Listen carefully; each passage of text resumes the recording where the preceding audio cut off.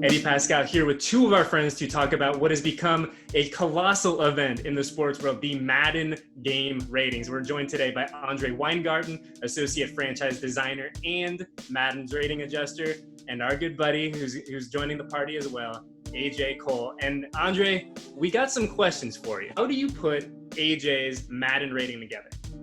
Okay, so for AJ specifically, let's go with obviously you're a punter, and that's your primary domain. So I'm going to go through and I'm going to watch every single punt over the course of the season for everybody.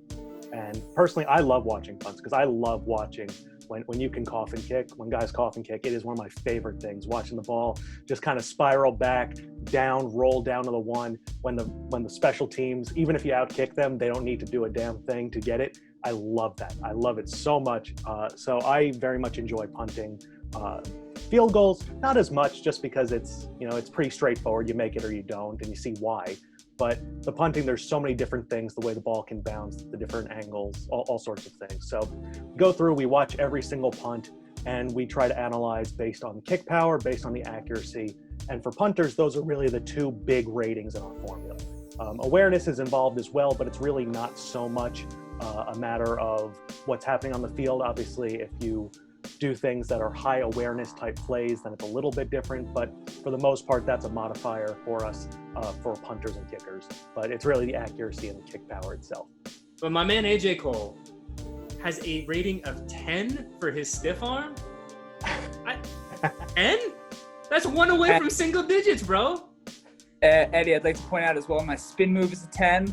And I've got plenty of references of how really that should be much higher, middle school football references that I can pull up. That should at least be in the 15, 16 range. Hey, if you have that film, I'd love to see it. No, I was looking. So once Eddie had told me we were going to be doing this, whether yesterday or 2 days ago, I was back in Atlanta and I was with my neighbors, and one of my neighbors is like 8th, 9th grade age. So he's like real into Madden and the ratings and everything like that. So me and him were sitting at the dinner table last night, like going through all the ratings. And we felt pretty much the same. I don't love the 66. I really, my goal is to get into the 70s, maybe if you adjust it throughout the year. But I understand based on, being only a second year player, based on the film, I get it. Okay. The kick power, the kick accuracy, I see the logic there. I actually have one super huge issue though. Okay. Do you know what my catching is? Off the top of my head, I do not. What do you have for that? Okay, and let me frame this first, okay? I'm gonna give you a point of reference, okay? So last year we had 67 punts. Yep. We had 26 field goals, which I'm the holder for. We had 36 extra points, which I'm the holder for, which means last year I caught the ball 129 times, okay? Now that would have been second in the NFL in receptions, in between Michael Thomas and Christian McCaffrey.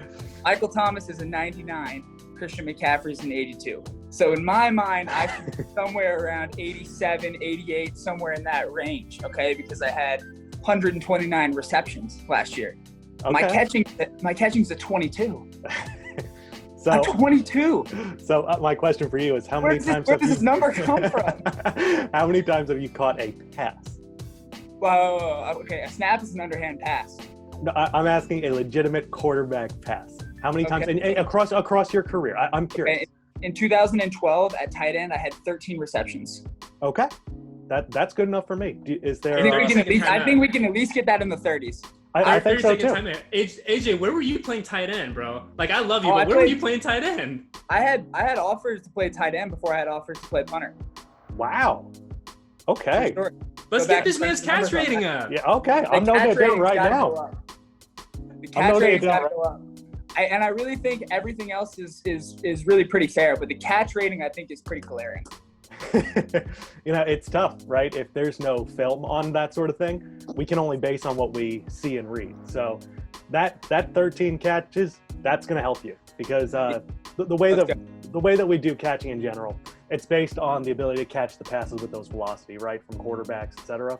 And if you were to be, let's say, changed to a position like wide receiver in game, we don't want it to be too high if there's no reference, right? Sure. So we do our best. We look at all sorts of scouting reports. reports, right? We'll look at scouting reports from NFL.com, from all sorts of Draftniks. We'll go through and we'll look through high school film. We'll deep dive into college film, all the stats, all of the everything to get that going. But there are lapses when there's no footage out there, right? Like I know you know that you see guys in practice who probably have worse catching than you do in game, who are making some really cool catches because it's just like you're throwing the football around, right? You know, they're doing one-handed stuff, goofing around. But without that type of reference, we really don't know. So we can only base on what we see in game, on the field, in any type of field. So we're always open to, especially the out of position things. That's easy. That's an easy one to upgrade because it's fun. It's straightforward. Yeah.